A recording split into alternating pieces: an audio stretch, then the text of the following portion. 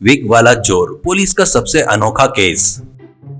एक समय की बात है, एक गांव में लक्की नाम का एक चोर रहता था। वह बहुत ही चालाक था, पर वो गंजा था और वो उस गंजेपन का फायदे के रूप में इस्तेमाल करता था। वह बड़े बड़े घरों में चोरियां करता था और वहां पर तरह तरह की विग लगाकर जाता था। चोरी करने के बाद वह विग में से थोड़े से बाल उस जगह पर छोड़ देता था और भाग जाता था। अगर पुलिस वहां आती तो उन बालों की जांच करती और चोर को किसी भी तरह से नहीं पकड़ पाती थी।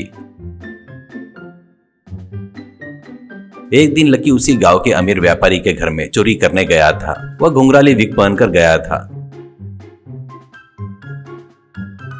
वहां भी उसी तरह बाल का एक गुच्छा छोड़ दिया। उसने चोरी की और घर के नौकरों के सामने से दौड़ता हुआ भाग गया। उसे देखकर नौकर चोर चोर चिल्ला रहे थे, लेकिन लक्की उनके हाथ नहीं आया और वो भाग गया।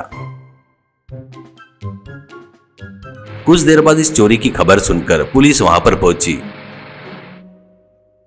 और सब इंस्पेक्टर किरण ने नौकरों से पूछा, क्या हुआ? वो चोर कैसा दिखता था? मुझे सही सही बताओ। एक नौकर ने जवाब दिया, सर उसके बाल थे सर, पता नहीं वो कौन सा तेल लगाता था। उसके बाल सामान्य नहीं थे सर, वह घुंघराले घुंघराले बाल थे सर। इस पर किरण कांस्टेबल को आदेश दिया, देखो तुम इस शहर में कोई भी घुंघराले बाल वाला व्यक्ति पर आप लोगों को शक आए तो उसे तुरंत गिरफ्तार करो। और हाँ, सभी नाई की दुकान पर और सलून की दुकान पर भी तलाशी करो। अगर हमें जरा से भी जानकारी मिली तो हम उसे छोड़ेंगे नहीं, पकड़ लेंगे। यह बहुत खतरनाक चोर लगता है। ऊपर से यह हमारे एसपी साहब के दोस्त का घर है। यह हमारे लिए बहुत बड़ी बात है। ठीक उसी समय एक छोटा कैमरा लिए गंजा लेके वहां पर आया।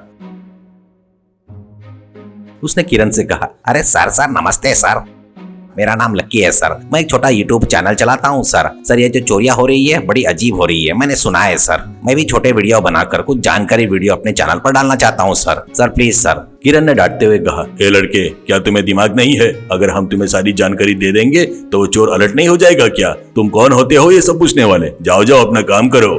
लक्की चुपचाप एक तरफ हट गया। कुछ देर बाद जब कांस्टेबल बाहर आया तो लक्की ने उसे पकड़ लिया और कहा, अरे भाई प्लीज भाई, थोड़ी जानकारी बता दो प्लीज, मैं चैनल पर अपलोड करूंगा। हाँ, मैं ये भी कह दूंगा कि तुम एक बहुत महान कांस्टेबल हो, बहुत अच्छे कांस्टेबल हो भाई, प्लीज भाई। कांस्टेबल ने कहा, अरे मैं बता दूंगा, लेकिन मेरा नाम बताना मत। कुल मिलाकर 4 जगहों पर चोरियां हुई हैं, लेकिन इन चोरी जगहों पर अलग अलग बाल मिले, अलग अलग जगह पर। पुलिस उन बालों के डीएनए के आधार पर चोर का पता लगाने की कोशिश कर रही है, लेकिन यह बहुत बड़ा केस है, इसलिए अगर वह पकड़ा गया तो उसे मार मार कर सीधा कर देंगे। यह सुनकर लक्की मन ही मन सोचा, तुम मुझे क्या पकड़ सकते हो? मैं हर घर में अपनी विग बदल देता हूँ। मैं तुम लोगों को सड़क पर दौड़ाऊंगा और तुम्हारी इज्जत उतार दूंगा। और लक्की वहां से चला गया। ऐसे ही कुछ दिन बीत गए। एक दिन लक्की फिर से रात में एक घर में चोरी करने गया। उसने वहां से कई कीमती चीजें चुराई और वहां से भाग रहा था।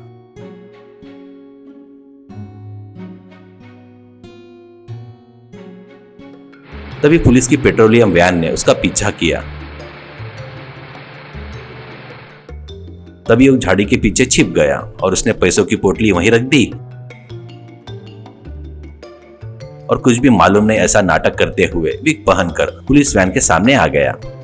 उसे देखकर एसआई साहब ने पूछा, ए लक्की, तू यहाँ पर? यहाँ से एक चोर भाग रहा था, क्या तूने उसे देखा? लक्की ने कहा, क्या चोर? क्या सर? नहीं सर, मुझे कुछ भी नहीं पता सर। ऐसा वो कह ही रहा था कि अचानक एक बंदर आया, उसके सिर के ऊपर से विग खींचकर उतार दी।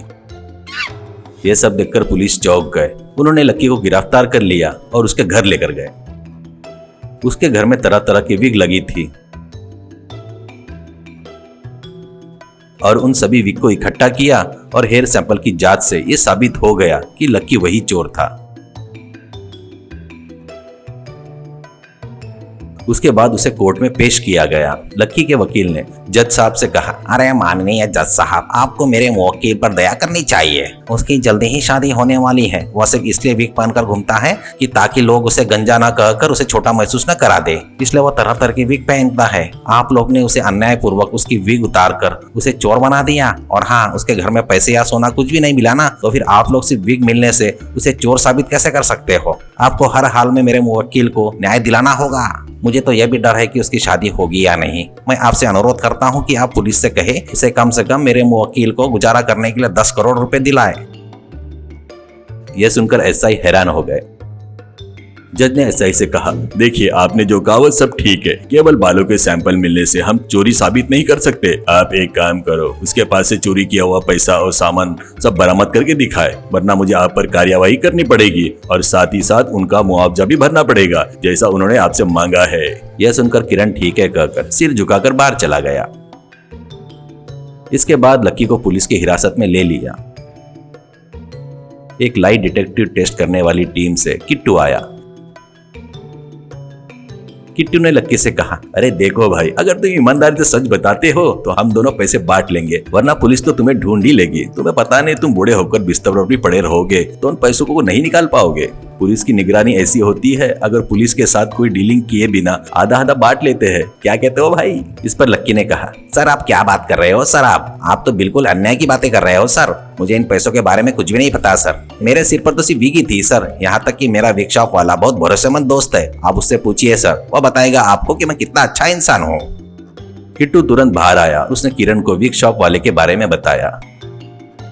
तो ऐसा ही किरण वर्कशॉप वाले के पास गया, उसे 4 डंडे मारे। तो वर्कशॉप वाले ने अपने पास छुपाया हुआ पूरा सोना और पैसे के साथ लक्की द्वारा ऑर्डर की गई तरह तरह की विग सब कुछ दिखा दिया। तब किरण वर्कशॉप वाले के साथ लक्की को भी सोना और विग के साथ जज के सामने पेश किया। यह सब देखकर जज ने लक्की को कठोर कारावास की सजा सुनाई